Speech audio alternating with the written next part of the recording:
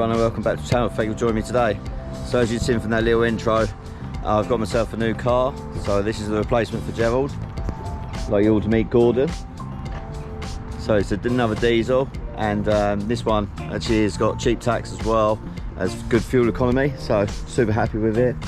And it's had all the extras put on it except for the full leather interior, so I'm pretty happy with that really, because I had an Audi a while ago and that had full leather interior, and it gets super cold in the winter and then it's super hot in the summer. So other than that, it's got all the bits that you'd expect, really nice and clean inside.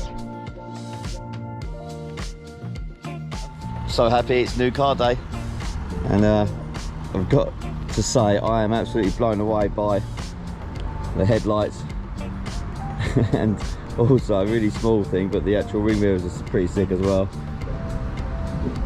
So yeah, well happy with it. Got a nice little cool spoiler on the back, nothing too mad.